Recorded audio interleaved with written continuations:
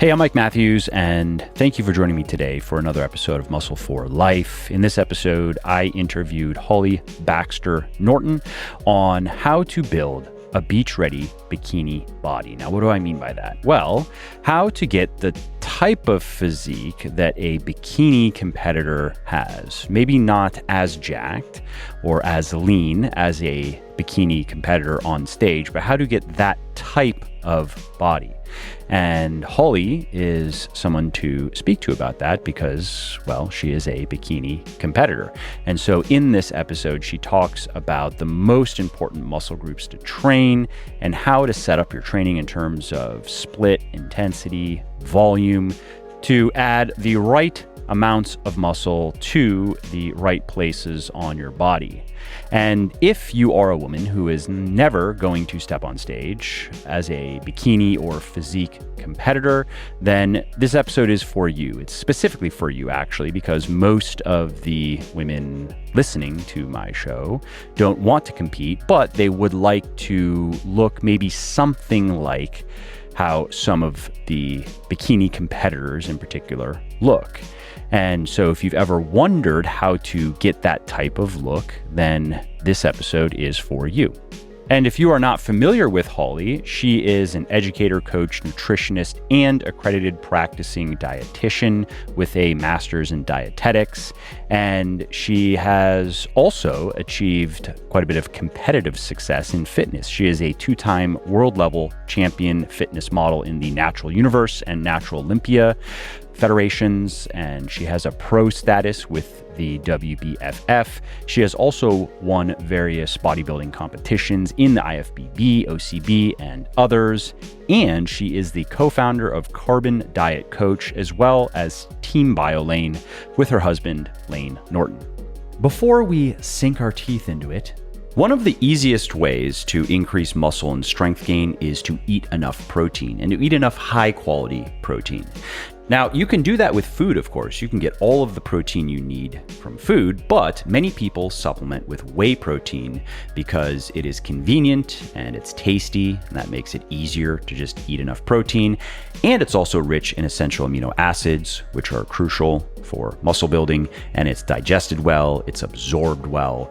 And that's why I created Whey Plus, which is a 100% natural grass-fed whey isolate protein powder made with milk from small sustainable dairy farms in Ireland. Now, why whey isolate? Well, that is the highest quality whey protein you can buy, and that's why every serving of Whey Plus contains 22 grams of protein with little or no carbs and fat. Whey Plus is also lactose free, so that means no indigestion, no stomach aches, no gassiness, and it's also 100% naturally sweetened and flavored, and it contains no artificial food dyes or other chemical junk. And why Irish dairies? Well, research shows that they produce some of the healthiest, cleanest milk in the world, and we work with farms that are certified by Ireland's Sustainable Dairy Assurance Scheme, SDSAS, which ensures that the farmers adhere to best practices in animal welfare, sustainability, product quality, traceability, and soil and grass management. And all that is why I have sold over 500,000 bottles of Whey Plus and why it has over 6,000 4- and 5-star reviews on Amazon and on my website. So if you want a mouth-watering, high-protein, low-calorie whey protein powder that helps you reach your fitness goals faster, you want to try Whey Plus today. Go to buylegion.com/whey, use the coupon code MUSCLE at checkout, and you will save 20% on your first order. And if it is not your first order, you will get double reward points, so that is 10% cash back. And if you don't absolutely love Whey Plus, just let us know, and we will give you a full refund on the spot. No form, no return is even necessary. You really can't lose. So go to buylegion.com/whey now. Use the coupon code MUSCLE at checkout to save 20% or get double reward points. And then try Whey Plus risk-free and see what you think. Hey, Holly, how's it going? It's going good. Thanks for asking. You're not sweating like I am. We're both in Florida, which means we live in basically in the middle of a nuclear reactor right now. Yeah, it's kind of hot. And I was in the gym, and then just being outside. So it's like gym, walking to the car, and then driving home, and then walking inside. I'm still sweating. It's just Florida. It sucks. You know what? I grew up, I guess, in a place that had a little bit more seasonal weather. I'm from Yeah. Tasmania, Australia, and I used to kind of idolize the idea of living in Florida. I mean, Miami Beach was the thing back when I was a kid. Everyone wanted to go to Miami, and now that I'm here, it ain't that great, especially as a female with hair. And I think just the trip from the front door to my car most days leaves my hair basically just a mess. It looks like a mop. So yeah, it's kind of warm lately. Yep. I grew up in Florida, and I never got used to it. I never came to enjoy the climate. But I guess we can't complain because we choose to be here. So Exactly. I much prefer the hot weather than cold. I hate being cold. I will go to a mountain if I'm snowboarding, but that's about it. okay. All right. Well, then Florida's not so bad. Nah, it's fine. So I wanted to have you on to talk about how women can go about building, let's say, a bikini competitor like physique, but maybe not quite as lean as you would need to be to get on stage, and maybe not as much muscular development as you would need to get on stage, but that type of physique, which is, I would say, the type of look that many women who reach out to me and many women I've spoken with over the years, that's the type of physique I think most of them aspire to, some degree of it. Some of them like the look of a little bit higher body fat percentage. Some of them like a little bit lower. Some of them like a little bit more muscle tone, a little bit less. But I think that's a pretty general aspiration for women who are in the gym doing strength training, and you've done it, and so I thought it would be worth talking to you about what it takes to do that, and get into some of the details of training, like exercise choices, exercises absolutely. that are maybe overrated, and maybe we could start with just glute specific training. And the reason I think we should start there is it's just a hot topic, right? I mean, something I get asked about fairly often, and I see a lot of girls, especially younger girls in the gym, doing a lot of glute work. It is a thing. It really is. It's such great timing because I was just putting together a post for my Instagram earlier this morning, and I did happen to stumble across a 2020 systematic review that was specifically looking at glute muscle activation and a range of common glute exercises. So it was actually surprising. As I was reading it, I was just kind of thinking, okay, well, of course, hip thrusts, the big compound exercises are going to be the ones that produce the best results. But there was actually a number of other movements that provided equal, I guess, glute muscle activation. So the ones that came up were step ups. I've incorporated a lot of those into my training over the years, but I definitely didn't put them in there like specifically for glute hypertrophy, but step ups, weighted step ups, body weight step ups, and then all the different variations kind of came through as being really great for muscle activation. And one of the ones that they kind of talked about quite a bit was a lateral step up, and then also a crossover step up. Now, it's probably very hard to visualize this, but imagine if you're standing on a bench, you've got dumbbells in one hand, you pop, let's say, your right foot up onto the bench, and then you're basically going to step up and then cross your left foot back down behind you onto the other side, and then you step off. So that one really surprised me as being one of the really effective glute exercises. And then following suit, those that we would expect, the other ones were things like your trap bar deadlift, or I think a lot of people refer to those as like the hex bar. And then all of the glute thrust variations, whether it's machine or using the traditional barbell, lunges and squats. So ladies, if you're really wanting to work on that bikini body, then for glute hypertrophy, those have definitely been shown to get the most amount of muscle activation. Now, I do want to preface with that's a muscle activation systematic review. It's not necessarily assessing true, authentic measurements of muscle mass. So they're not getting there taking biopsies, but they're looking at stimulation. So I think that that's a really great place to start, as it probably is going to lend itself to hypertrophy outcomes. So, yeah. What are your thoughts on the squat and glutes specifically? You just mentioned that it's a good exercise, but can you talk a little bit to the people who have heard, and I know because I'll get asked about this, you probably do as well. I guess there are some people out there who say that the squat, any sort of variation, is just not great for your glutes. It doesn't much involve the glute muscles, and doing glute specific exercises are much better. It might sound silly to you, but I know that is a talking point out there. Yeah, absolutely. Look, this particular study that I saw was obviously, very, I guess if we look at the hierarchy of evidence, it's right up there. It's a systematic review. It's looking at everything that we have on glutes to this point. But, it's still relatively new, so we don't have a whole lot of information out there about it. But I can say there was a paper that I guess, assessed a couple of years ago, and it was comparing the hip thrusts and squats. But unfortunately, the data that kind of came through from that was found to be a little bit tampered with. So it wasn't a very high quality study after all. But what I can say is that squatting in general is a fantastic lower body exercise, period. In my opinion, I think that it is one of the best compound exercises for all of us to use. Not only are you getting some glute activation in there, and again, depending on your setup, like your body structure, that's probably going to be indicative of how effective that is for training your glutes. Some people have a very forward-leaning squat, like myself. I've got quite long femurs. So I typically am a little bit more posterior dominant. So I do use a lot more of those big glute muscles to help with that movement. Whereas somebody that might have short femurs and a short torso, they may be a little bit more quad dominant, and consequently their quads are going to be a lot more involved than their glutes. So it really does depend on somebody's unique makeup and their structure.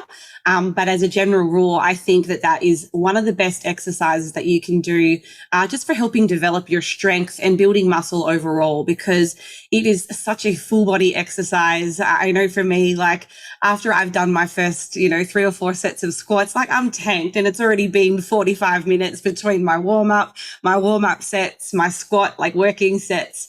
And, you're burning a lot of calories because it is such a full body movement. So, if that is also one of the contributing goals, if you're in there not just to build muscle, but also potentially to burn body fat, you're hitting some of those big muscle groups. So your energy expenditure is going to be high, and it really just helps develop your core in general, which is beneficial for all exercises and to help improve strength and hypertrophy. So, yeah, I'm a big fan. I agree. I think people should try to find more reasons to squat, not the opposite. Don't go looking for reasons not to squat. Yeah, I know. And honestly, I was one of those people that would look for reasons not to squat, because I used to get a lot of back pain when I was young. I would do, and I'm happy to admit, I was somebody that really loved the Les Mills kind of group fitness classes. That was basically my entry into a gym. I hadn't really spent a whole lot of time resistance training, prior to doing those classes. So I remember some of the lower body classes, they would have you doing squats and lunges and pulse squats for like 4 minutes for an entire track. And by the end of the session, I used to kind of be in a lot of pain, and it really deterred me from squatting, to be honest. And even as I had gone through like my first year of professional, bikini competitions, I still didn't squat. And it wasn't really until I met my husband, who is a former world record holder in powerlifting, and he taught me the correct way to lift and the benefits of squatting and, bracing and getting your core involved and, making sure that you're using all the correct accessories, that I just found it to be such a beneficial exercise. So, yeah, see things changing. You mentioned a warm up routine. What do you do for warming up? Okay. For your strength training in particular? Yeah. So I So like typically, take a squat. So you're going to start a workout. You're going to be doing your squats first yeah. as your first exercise. Yeah, absolutely. So I tend to have two different types of warm-up routines. One is a little bit different from my upper body than my lower. But if I'm going in to do like some heavy sets of squats, maybe I've got 3 sets of 5s or 6s, and I'm working at a pretty high training intensity, like a RPE 8 or a 9.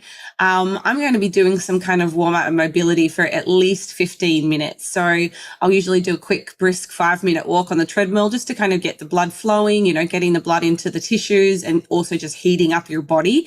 That can help reduce the risk of injuries. And then I will go into some kind of dynamic work. So I guess looking at the research, dynamic mobility work and stretching is much better than the static type of stretching that we used to do. I remember doing lots of cold stretching before my sprinting when I was a kid, and now how wrong that was. So I'll do like cross hack lunges, which is basically just, lunging across to side to side. For say 20 reps. I will do another one, which is called the world's greatest stretch, where you're basically elongating and lengthening your hamstrings, opening up the hips.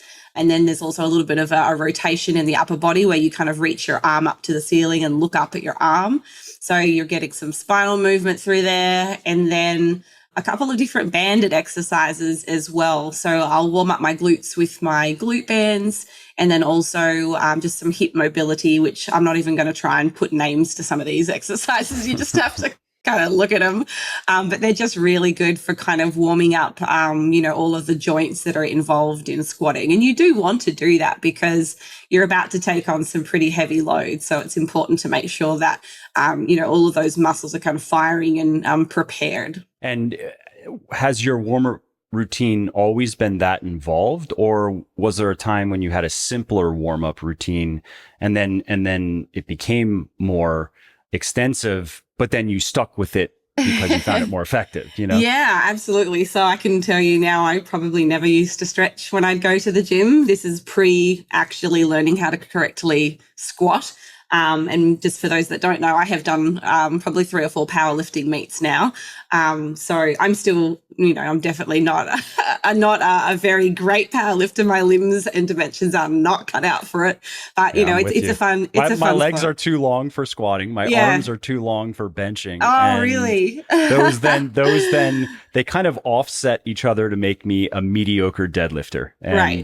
That's it. That's my anatomy. Well, I have like midget arms. My joke is like T-Rex. So for me, deadlifting sucks because I basically have to be like parallel to the floor to get to the bar. So it's definitely not a friendly body structure for deadlifting. But no, I definitely never had the same warm-up routine for my squats. I used to kind of just get in and maybe do a 5-minute jog, and then I'd start, get straight in. And I don't think I recall really doing a whole lot of warm-up sets either. So I think the benefits of me trying powerlifting and learning the correct technique and bracing and getting a proper powerlifting belt and knee sleeves and wrist wraps, it really enabled me to test my true strength. I think for the longest time, I probably just worked at a very comfortable RPE of 6 when I would squat. I would always pick an 8 to 12 rep range for squats. I had never, tried to do a 1 rep max, like a squat maximum attempt until I moved to America. And it was so eye-opening for me because I truly realized that I hadn't been training hard enough. The weights that I would select for sets of 12, it was so easy. Like now I'll use that for sets of 5 as a warm-up. So I think the benefit of kind of powerlifting and experimenting with my true strength was it has then enabled me to better prepare for those mid-rep ranges and the hypertrophy rep ranges. And I can choose a weight that actually is going to challenge me, because otherwise I would never have known. And that's kind of when I developed my warm-up routine, because I just didn't feel good squatting if I hadn't done enough warm up, and I would feel stiff and tight, and I couldn't get my depth, to where it needed to be. I was doing like half squats, and I really needed to do that mobility in order to hit depth. And that is one of the, powerlifting regulations, as you know. So it was definitely something that was developed over time, and it has stuck with me, and I always feel a lot better, and I have had significantly fewer injuries and pain as a result of that. So, yeah. And when you get toward, now you're under the bar and you're working toward, let's say, your first working set, how do you like to structure your warm-up sets? Because I'm assuming you have a couple of warm-up sets. You don't go right from your walking and mobility into your top set of squats. Yeah, exactly. So I have normally I'll take a look at whatever my rep number is for that session. So I used the example previously of like 5 or 6 reps, which is kind of at the top end of, I guess, strength. And I think there's value and merit to having both, hypertrophy and strength rep ranges in your program. I think they work really nice in synergy together to help get the most out of, your goals. It's also fun. Yeah. Oh my gosh. It makes and gives you some diversity with your training programming too. You're not just doing the same thing over and over.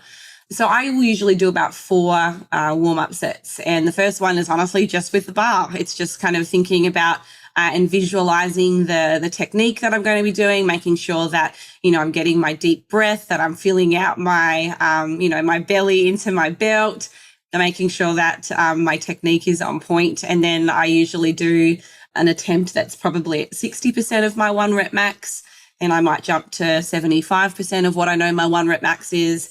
And then I probably have 1 more working set, and I'll just hit a single. And then I move into my working set. So for those warm-up sets, it's rarely more than 3 reps. Okay. It's just to touch the weight and feel the bar. And get the blood flowing and just feel your muscles. Absolutely. Yeah. Just kind of sensitize yourself to that load, because as you're working up to those heavy weights, it's challenging. So you want to feel prepared. Yeah, I'm deloading this week, and so I'm front squatting in this training block. And, I actually kind of like the front squat. I don't know. The position doesn't bother me, and it's just something different than a back squat. And, so anyways, in my previous week, I did, let's see, it was like 210 for sets of 6 with a couple reps in reserve. And so because I'm deloading this week, I'm only doing 3 reps with 210. I was like, I'll just do 1 warm-up set. And then I'm 37. So then I immediately like, I didn't hurt myself, but my back feels stiff. I just, so that's why I was asking about your warm up. Cause I've always tried, I've done my warm up routine, but I try to keep it, as short as I can. And so they got a minimum effective dose. That's how I've approached it. But, you mentioned something that I guess I kind of refer to as intensity discipline. And this is an important point that I would love to hear you talk a little bit more about.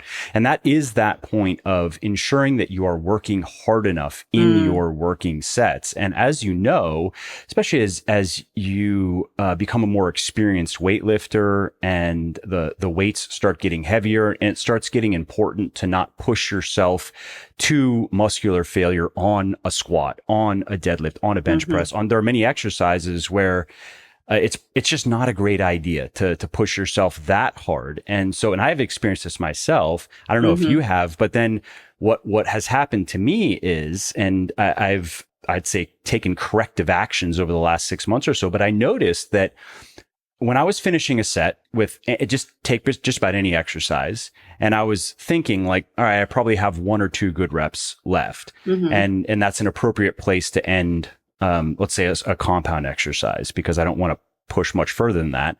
But it started to occur to me that I think I'm fooling myself a little bit here. Like, I think I'm saying 1 to 2, but I probably could do more than that. And so I started to push myself a little bit harder, where I was thinking I probably only have 1 or 2 reps of this squat left.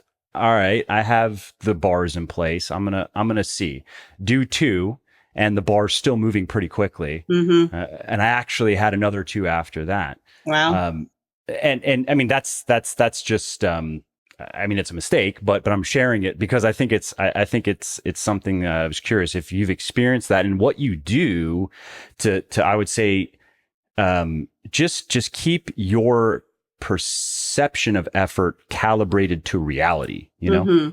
Yeah, absolutely. Look, I think for me, one of the things that I found really valuable over the years is having like my training intensities, and then I have my competition intensities. So if I am just going through the motions with a training block, let's say I've got, I don't know, 24 weeks and I'm not really like striving for anything crazy, I have like an RPE or an RIR range that I will work to. And I kind of roughly know what weights I will be lifting for just an easier training block. I'm not going to say that it's like, you know, a deload style where your training intensity is like half potentially. But it's definitely not at the same scale that I would be pushing to if I was, you know, preparing for a powerlifting meet, or the same intensity if I was, you know, preparing for a physique show. So I think there's definitely a distinguishable difference between the intensity.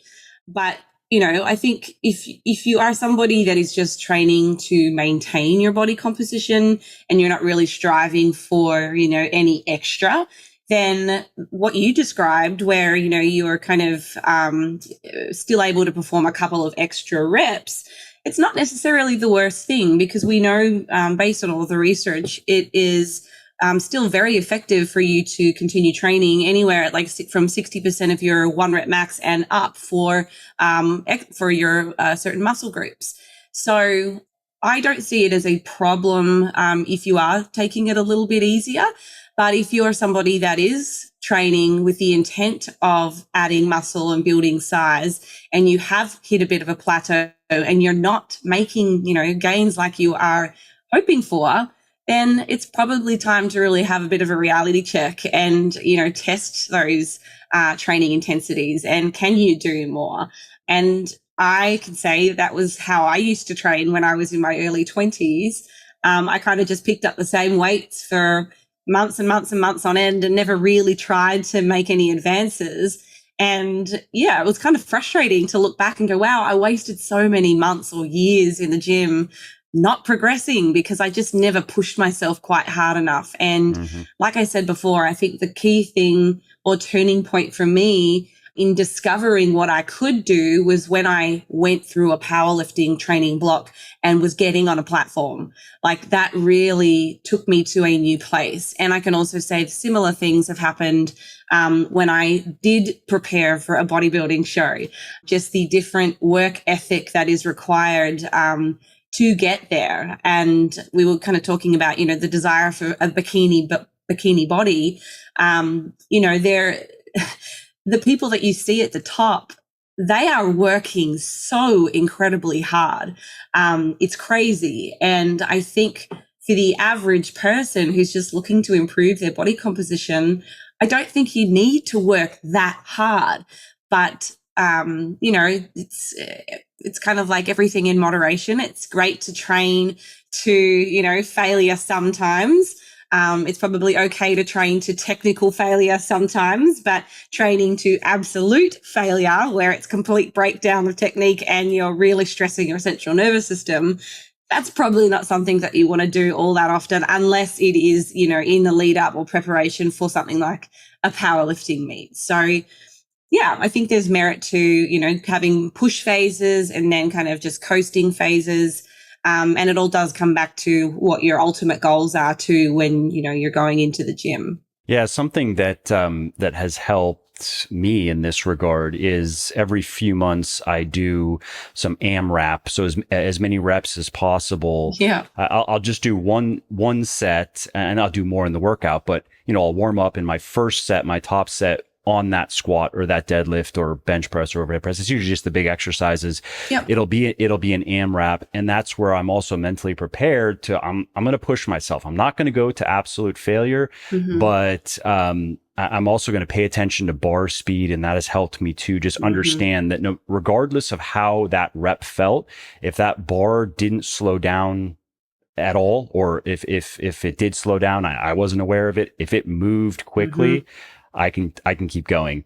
But once it starts slowing down, then that's when I'm really paying attention. The velocity devices out there now are actually pretty cool. I haven't personally given it a go. My husband does because he's still prepping for powerlifting. But yeah, that would be super valuable insofar as you can you might feel like subjectively like you're not having a great day, or maybe you didn't have a good night's sleep, but you can go in, set this bar velocity device up, and it can tell you like, hey, the speed of your bar is moving great today. So, hey, go for it. Set yourself up for, the weights that you might usually choose on a good day. So, yeah. That's a good point regarding the perceived effort, because research shows that just even one night of poor sleep, it might not impair your performance, but it might make the workout feel harder. And I think we've all experienced that. And so again, paying attention to bar speed. I don't use a device, but I will just pay attention. Yeah. And I've lifted enough now. I have a good intuitive understanding of how it works with my body. Like one of the guys who works with me, he has an interesting type of, it's just, I guess, physiological makeup in that he's very strong. Yep. And the bar moves quickly, nothing. That's it. There is no, he cannot grind. He just can't do it. He's like not made for it. Right. Yeah. Whereas I'm somewhere in the middle. Most people are somewhere in the middle where we can grind out that last rep or two. And so, for me, again, just to keep my subjective understanding of what failure really feels like when I'm pushing myself on those AMRAPs, I really am going to where like that last rep is a grinder. But to your point that you were making earlier, I don't do that. I do that once every few months. All the rest of my training, at least on the big exercises, let's say it's my fourth set of squats, the bar is going to slow down a little bit on that final rep, but I'm still going to probably have at least one or two left in the tank. Whereas, okay, fine, if it's a biceps curl, I might go to absolute failure in the fourth set because who cares, right? Yeah, exactly. Those small muscles. No, it's funny you mentioned sleep. Actually, I was doing some reading about this recently, just through some personal struggles that I was having, and I had like countless nights. I won't say it's like chronic sleep impairment, but I was having a lot of difficulty sleeping, and I'm sure there's probably a lot of listeners that have had this experience. They might have like newborn babies, or they've got children and toddlers that are kind of coming in and waking them up, or maybe just a lot of work stress, and their sleep is starting to become something that is not ideal. I've been there for years now, since the arrival of my daughter. She's 4 now. Oh, wow. that was the end of consistent good sleep for me. Period. Yeah, I don't know. I think it gets better as they get older. It's like the sleep gets better, but then other things are like equally stressful. Yeah. So it's just constantly changing, one stress after another. But on the topic of sleep, there was actually a paper that I was looking at a few weeks ago. I think it was a 2021, so it was quite recent actually. And they actually observed that at one acute night of sleep deprivation actually led to about, I think it was close to 20% decrease in their rate of muscle protein synthesis. So I was like, wow, like that's really, really concerning. Like it really kind of snapped me back into, getting back to a good sleep routine and trying to work on like, okay, what are all these stresses that are keeping me awake? And then, there was another study as well, was looking at 3 different types of sleeping conditions. And there was a group that had 8 hours, we'll call that like the normal sleep group. Then there was another group that had 4 hours of sleep restriction. And then the final group was a sleep restriction, and then they were made to exercise. And of course, as you'd expect, the group that had the 4 hours of sleep, they had significantly lower rates of muscle protein synthesis than the group that slept for a full night. But the good thing was that the group that did the exercise and were still under those sleep restricted conditions, they still had similar rates of protein synthesis, which is actually, which is good. I mean, it kind of helps attenuate some of those impairments. So I think thinking about some of that acute sleeping difficulties, hopefully it's not too, we don't have to worry about that too much. But I think if it becomes something that's chronic, like that's when you want to really start considering or like reflecting back on, your life stresses, like what's going on with my lifestyle, how's my caffeine intake? Like what are all these things that are potentially contributing to that lack of sleep? So I guess there's a few little things that we can do to help mitigate that. So have you found what has worked for you, or is it something you're still working on? Yeah, so mine was actually hormonal. So I put up something on my stories a few months ago. I was just not sleeping, period, because I was so hot. So I could not sleep. I can't sleep either. If I'm hot, it's just not going to happen. Yeah, so I was sweating profusely. Like I took some pictures of my bedding, like when I got up in the morning, and it was like if I was laying like a starfish, like you would see the imprint of my body like a starfish. Like it was really insane. And I was with like the temperature set to, I don't know, 65 in our bedroom. So I ended up going out and getting like all these fancy like bed cooling devices, and I'm still kind of working through it. But I think for me, it's hormonal. So I've had a couple of tests done and things were actually okay. So we're still investigating it, but it's, very stressful. And obviously it's not the best thing for your hypertrophy if it's something that's ongoing. So, yeah. And have you tried, it sounds like you have, but who have I think I've seen a company 8 Sleep. I mean, I'm not sponsored by them, but just what comes to mind, they have, I guess it's like some sort of covering or like a mat that you put in. Yeah, so I've got mine. I have a bed jet. It's the weirdest thing. I remember our cleaner came into our house and she's like, she just sees these 2 things sitting on our bedroom floor. But it's you plug it in, and the bedding basically has cool air blown in between the sheet. Yeah. So you can set it at whatever temperature you want, and different fan speeds, but yeah, apparently I'm just a hot sleeper and I need to sleep in an igloo. I understand. I'm as well. Fortunately for me, it's just if the AC is set anywhere to, I just like maybe 68 to 70, I'll be fine. And I sleep just with like a sheet or a blanket, though I can't sleep underneath a comforter or a duvet. Currently my daughter, she refuses to sleep by herself. And so I sleep in her bed just because three of us in one, it's just not worth doing. It's just not worth it. So I'm in her bed. So but when, like if Sarah and I go on a trip or something, like I'm just, she has the comforter cause she's a cold sleeper. I'm just a sheet guy, and that's what has worked for me. But I sympathize because I know what that issue is like. Yeah, I think my strategy has been that if I've had just one bad night, I will still go and train, but I will probably pick like a slightly lighter training session to do. I will not be picking, my hardest session with like my least favorite compound movement. I probably won't be doing deadlifts on the day where I've had a bad night's sleep. And I guess a lot of people have that concern as well, as if they aren't going into train because they have had chronic, multiple nights of no sleep. They're worried about weight gain. So I think just opting for some like easy cardio in those situations to help kind of manage that energy balance can be a good and just to move around, right? Yeah. I mean, so you're not just sitting around all day. Yeah, exactly. Hey there, if you are hearing this, you are still listening, which is awesome. Thank you. And if you are enjoying this podcast, or if you just like my podcast in general and you are getting at least something out of it, would you mind sharing it with a friend or a loved one or a not so loved one even, who might want to learn something new? Word of mouth helps really bigly in growing the show, so if you think of someone who might like this episode or another one, please do tell them about it. Let's shift gears back to training for a bikini body. How important is chest work? Good question. It's probably not as important for a bikini model as it is for a bodybuilder.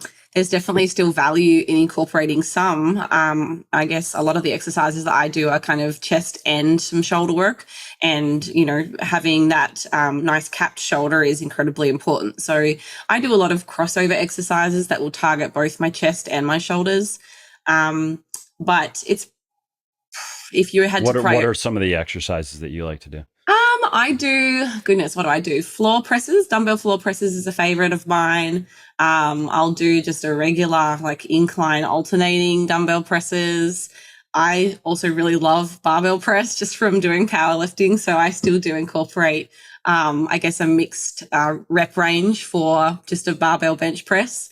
I'll have one of my sessions will be a higher rep range, might be 12s. And then I might have my other chest exercise at a slightly lower strength-based rep range. And because I'm very competitive, I'll do a pyramid. So I might have set 1 is a 6, set 2 is a 3, and then I might hit my last set as a 1 rep max just for fun to keep it interesting. But I don't think that you need to have a super high amount of chest volume. I do think it can help give, the nice kind of defined separation through the chest, which I think is pretty prominent for the bikini competitors. But, as a percentage of your total weekly training volume, I would say it probably would be about 10 to 15%. It's not something anywhere near as important as glutes for the bikini girls, and then, of course, shoulders. And regarding lower body training, and we could include glutes in that as well.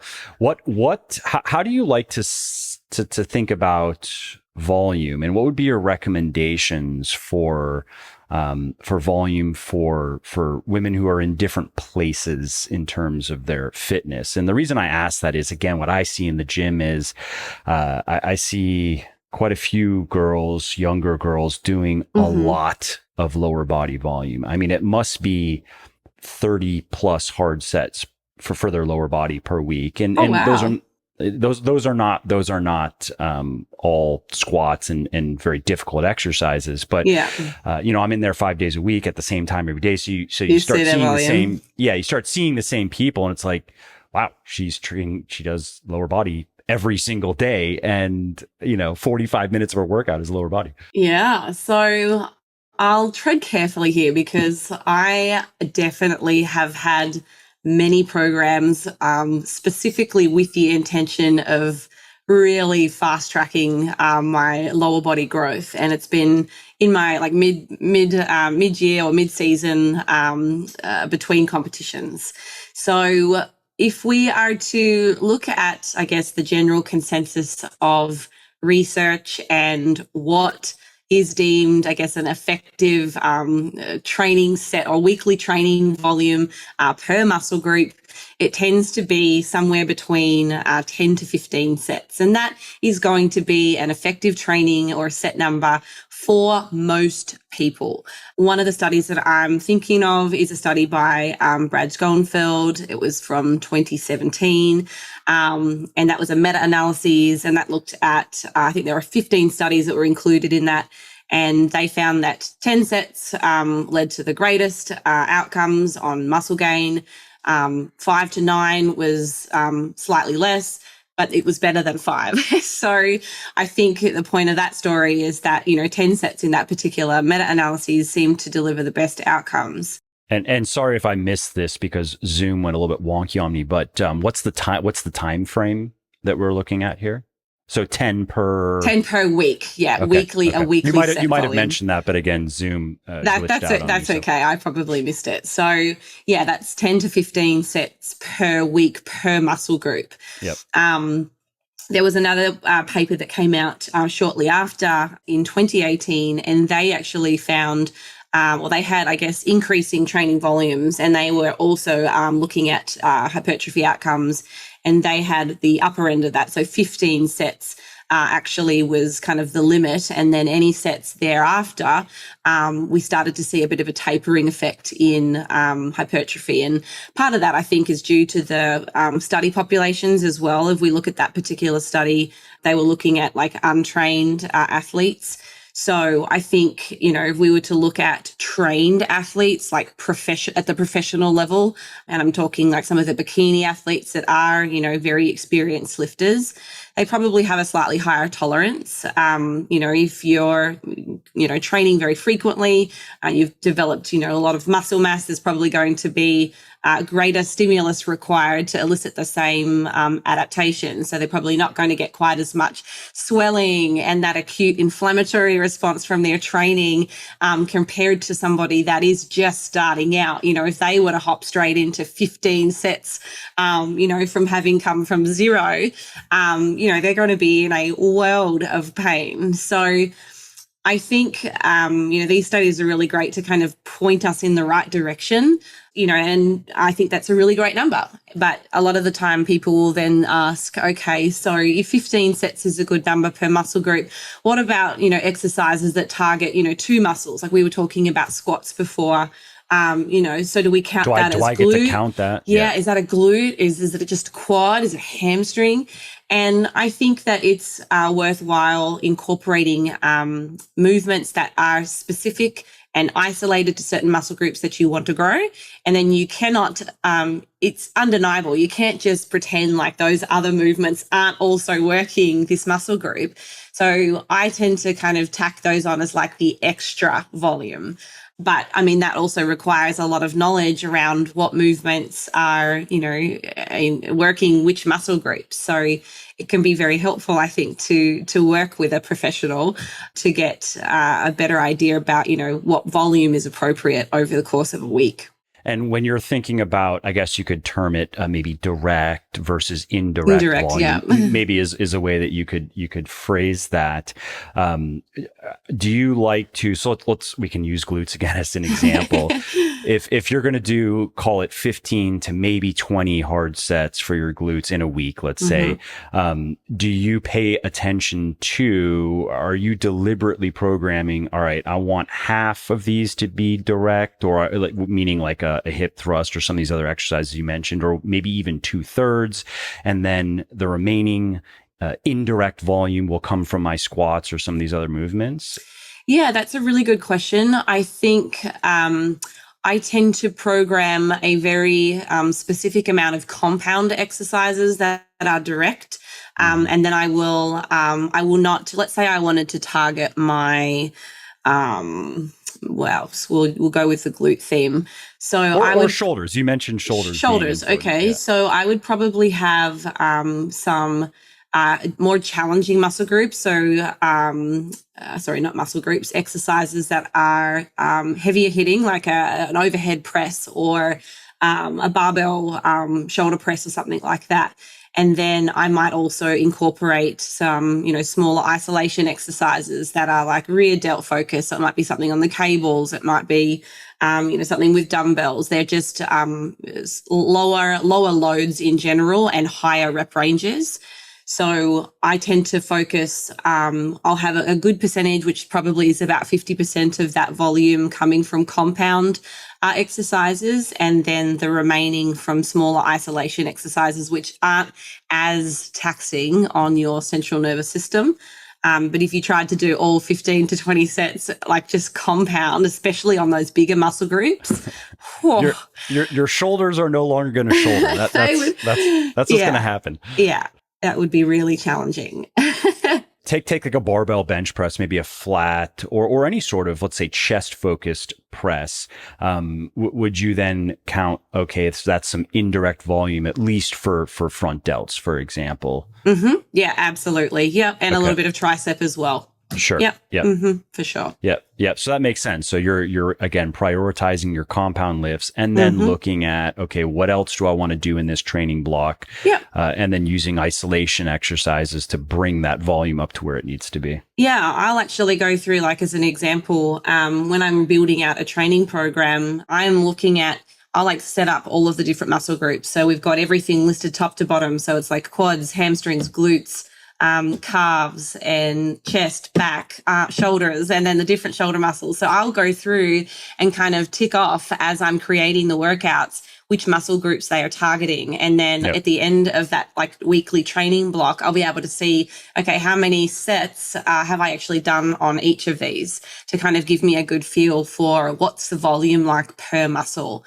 So it kind of usually lands right in about these numbers. And for some of our advanced programs, it might be, 15 up to 25, sets on a muscle group. But then for our beginner programs, it will sit in that lower range. So somewhere from 5, maybe up to 15, at the end of a 6-week training block. That last week might have 1 week that's a little bit higher as they've kind of progressively overloaded.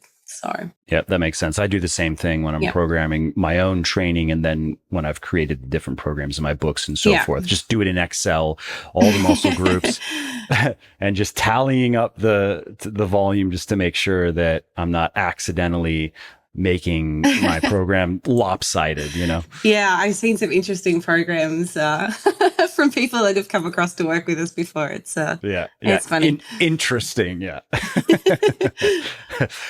Speaking about shoulders, this is something that every natural weightlifter they always want bigger shoulders. It feels like we can never get enough shoulder development. What has so here's a question I get asked. I want to give it to you. Specifically with a smaller muscle group like we have a few different muscles here in the shoulders, but I get asked this regarding calves and biceps as well. Different exercises and rep ranges. For example, people will ask me, how useful is doing heavy work for the shoulders? And by heavy, let's say anything over probably 80% of 1 rep max, on any exercise, whether it's an overhead press or maybe even a side raise. Like, should you ever do side raises in the rep range of maybe 5 to 7 or 6 to 8, or because it's a smaller muscle group, should you always be doing higher rep sets? What are your thoughts on that? And then anything else that you found that just has been good for shoulder development in particular that isn't just immediately obvious, Yeah. Gosh, I don't know whether I've got anything super groundbreaking to give you, but I definitely have great shoulders, but that's probably genetic. So I think for the most part, again, looking at like muscle groups, the size of the joints, and I guess the supporting muscles. Generally speaking, I will program strength rep ranges for my compound lifts. So I'm looking at my bench press, my squats, my deadlifts, and any variation of those. So, I might be doing like a leg press. I might potentially program, a set of 6s or sneak up to 8s. I will keep those kind of strength rep ranges for those bigger, heavier hitting exercises. For smaller muscle groups, like the shoulders, triceps, biceps, I'd say calves as well, I tend to focus on mid-rep ranges. I think that it is quite difficult to hit some of those heavier strength rep ranges without kind of risking injuries. I know for me personally, if I have tried to do some of those heavier rep ranges, it's when I've started to get lots of wear and tear issues in my shoulders, and I've had to take time off. So I tend to work through moderate to high rep ranges on small muscle groups, and I save the heavier exercises for the lower rep ranges for the big hitting exercises. So for what that's worth, take it or leave it.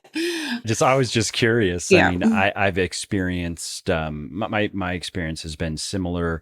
I've found that, let's say 4 to 6 has been okay if it's like a barbell overhead press. Yep. But on a side raise, it's too much body English. It's hard to maintain proper form. I was just about to say, I think technique's probably the biggest giveaway there. So, if you perform a set of 10 to 12 reps with an overhead barbell press, you can probably maintain pretty good form. As you start to go up in weight and that rep range comes down, you're probably going to start having to compromise and use other muscle groups. So then begs the question, like, how much are you actually using your shoulders now and not just all the supporting muscle groups in your core and your chest? Yeah. So if you're really trying to isolate a small muscle, I think there may be some benefits to sticking to something in that moderate rep range and keeping the loads a little bit more manageable so that you're not really cheating and using other muscle groups to kind of move and throw around the weight. Yeah. Speaking of shoulders and running into shoulder issues, have you tried dead hangs? Have you ever done just consistently? What's a dead hang? So just hanging, like as if you're going to do a pull up, right? Oh, really? And so interesting. What's his name? It's not going to come to me. People can fact check me. They can look this up. But so there was a guy. His name's not coming to me. He wrote a book on this. So he was a surgeon for like 30 years, and he had done a lot of. I mean, had seen firsthand a lot of shoulders getting messed up in a lot of different ways. And in working with patients, he found that hanging was really good for the shoulders, and it was the stretching and the tension on the ligaments and the tendons and a lot of the smaller muscles. And so I was getting some biceps tendonitis, which was stemming from tight subscap, tight infraspinatus, tight lat. So I would get tightness all around here, and eventually that would start to bother my shoulder, and I would feel it when I would bench press. And just several months ago, I've experienced this before. So when it started to come, I was like, okay, this again. So got off the bench press and just found some variations that I could do. There's like a little bench press machine that the gym has that doesn't bother my shoulder. Fine, I'll do that. And I came across though this guy and his recommendation of dead hangs. I don't know if he's around anymore, but he wrote a book on it. And so I started to do that 5 days a week. Sometimes on the weekend, I don't have anything here in this house, but I happen like be at the little country club nearby with my kids, and they have a gym there, so I'd go in and hang, right? And so I was doing just 4 sets, and I'm still doing it, but 4 sets of 30 to 45 seconds. That's it. Yeah. And hanging and really feeling that stretch with just a standard double overhand grip. And then also I started doing it with a neutral, like palms facing grip. Yep. And within 3 weeks, the shoulder issue is completely gone, back to bench pressing. And it's been good now for several weeks. And now I do my hangs. That's just part. I finish every workout with just 4 sets of dead hangs for 30 to 45 seconds. So just wanted to share that just for you and people listening, that I love simple fixes. And I looked around online, and I'm not the only one. This is apparently kind of a thing, especially among athletes who jack their shoulders up, like baseball players, for example. Apparently this is popular among that really has that shoulder use. Yeah. So anyways, just recommending that I'll give it a go. Even if people are not having shoulder issues, I wish I could remember the guy's name, but this surgeon who wrote this book, he recommends it also just for maintaining shoulder health and function. And so, well, I mean, it's probably, to me, like thinking about like the mechanics of the human body, it's that position isn't really a position that we put ourselves in very often. And that's one of the only ways really to kind of stretch like through that area. So and allow your body weight to stretch. To lengthen out. Yeah. I've done something, not hanging, but with bands. So you kind of lay on the ground with one of those, the rollers, like running up and down on your back. And then you've got your bands attached to a wall behind you. And you're basically trying to keep your scapula really low, and you pull these bands down as close to your body as you can, like nice and controlled with some kind of resistance. And that was another thing, because you're in that lengthened position, like strengthening some of those small muscles through the subscap, which we don't always get to train, with our day-to-day life or even in the gym. So that's another good one too. Yeah. So I just wanted to share that because I think that's useful for weightlifters, because it's inevitable if you do this stuff for long enough. I don't think it's fair to say that acute injuries are inevitable, but repetitive stress injuries are inevitable. And inevitably something is going to hurt now and then. Oh, yes. And And it's going to be the shoulder sometimes. Like everyone's going to experience that if you do this long enough. My last shoulder injury was we were out on vacation in California, and the property that we had was like a pebble, that right in front was a pebble beach. And Layne, my husband, and I were decided to have a throwing competition, like completely cold. Like we'd been inside. We probably had a couple of drinks at this point. And I think both of us strained our shoulders. Like I could not train shoulders. I couldn't lift my arms above parallel for at least like 12 weeks. So 12 weeks. Yeah, it's like a running joke. So every time we go on holidays with our family friends now, they're like, now no throwing stones. These like super fit people. Can't even throw a rock. What? Yeah. How did you get hurt? Were you like bench pressing 400 pounds or something? Yeah. No, I threw a rock. Threw some stones. Yeah, I threw some rocks. So well, that's funny. Those are the questions that I had that I wanted to ask you. Is there anything that we haven't covered that you just had in the back of your mind that you think would be worth sharing in the context of everything? I know we haven't got a huge amount of time. There's so many things that I could take a deep dive into, but I think just kind of wrapping up the conversation around training, I'd love to finish on just training frequency. That is something that I think gives people a lot of frustration and confusion. So I think to kind of very quickly summarize about training frequencies, because we were talking about weekly set volumes earlier, I do think that there are some additional benefits to having a slightly higher training frequency over a low training frequency if the volume is matched. And by that, I mean, I guess for those that are not quite as familiar with like what frequency is, I basically mean like spreading your weekly set volume out over the course of say 2 or 3 different training sessions. I do think that is likely to help you get the most out of every set that you do. Because I think if you can imagine if you were relatively new to lifting and you decided to do all 15 sets, and let's say you were hitting your quads in one session and you did like 5 sets of front squats, like you were saying before, and then you did 5 sets of leg extensions and 5 sets of quad focused lunges, your quads are pretty much going to be destroyed by the time you get to those last few sets. You better have a wheelchair. Yeah, just make sure you got a buddy to carry you out to your car. So I do think that there are some benefits to having some slightly higher training volumes, just to avoid having some of those like monster single sessions that focus on one muscle group, because that is more likely to end up just leaving you on the couch for a few days. So I am a big advocate of higher training frequencies, and I could think it's also a really practical tool for a lot of people too, especially if someone is like just kind of venturing into the gym. It can be really intimidating to look at this program with a long list of like 8 exercises. So to know or to feel comfort in that, just working through what they can within a short time frame, and it might only be that they get through 30 minutes and that's enough for them. They've got to leave. That's fine.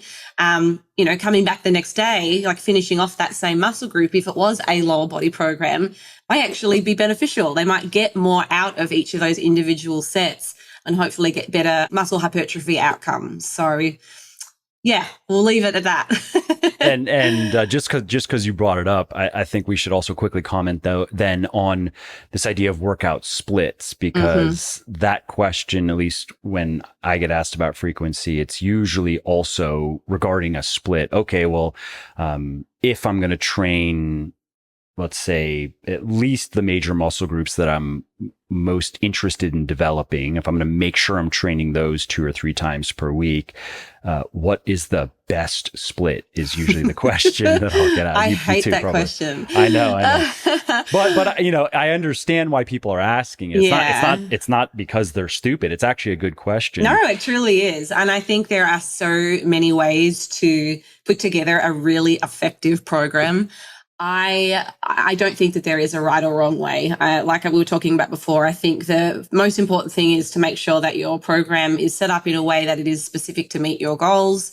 I think I see a lot of people just kind of doing, the latest program or workout of their favorite influencer. And, right now, full body training is very trendy. Not that there's anything wrong with it, but I don't agree, at least. I'd be curious as to your thoughts, but I don't agree that is universally the best split, that everybody should be doing full body training regardless of their circumstances or goals? Yeah. And I mean, again, it comes down to like what muscle groups are you trying to focus on? Like if you're doing a 5-day training split and it's all full body, to me, that would be an absolute waste of time, because if you're doing full body truthfully, that means that every session is going to have my biceps and triceps being used.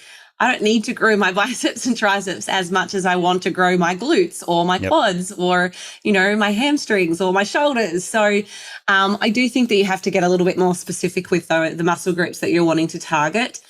There are so many ways to do this, guys. I think the main thing is not trying to do too much in one program, spreading out your training, your weekly set volume over a number of days, but 2 to 5 days a week, 6 days a week, whatever it is that works for you. I don't think that there is a right or wrong in that regard. We do have those minimum cutoffs that are effective weekly training volumes to elicit, maximal outcomes. But how you structure it, whether it's, back, push pull or, leg day and arms, I really don't think that there is a whole lot of anything being left on the table if you try to do it another way. I really would encourage people to think about what their goals are, put together just a program, stick with it, commit to it, rather than just hopping from one program to another. And just monitoring your progress and, then make some small changes from there based on the feedback that you get. So, yeah, just to refer back to something you had mentioned earlier regarding making sure that you're doing your compound exercises when you're building your programming, looking where that volume lands you, and then adding on. That's similar to how I program my own training. I guess you could kind of look at it in layers. So I want to make sure I know that I want to be doing some flat pressing, some incline pressing, some overhead pressing. I want to be doing some deadlifting and squatting every week. And I like to set those up in the way that I like to set those up. And as for people listening, the more you do this, the more you learn what you like. And I think it's smart to play into what you like, because then you're going to like your training more. Yeah, you're going to be motivated to go. Exactly. So once that's in place, then looking at, okay, where do I want to add extra volume and why? And then in which workouts. Now, as you just said, it doesn't matter that much so long as it gets done and it's not obviously misprogrammed. Like I'm not doing 15 sets for one muscle group in one workout, like you mentioned, but where it's split up and it's something I can get done in 60 minutes, and it allows me to start with my hardest, heaviest lifts and end with the easier stuff. And so long as it checks those boxes, that approach has worked well for me.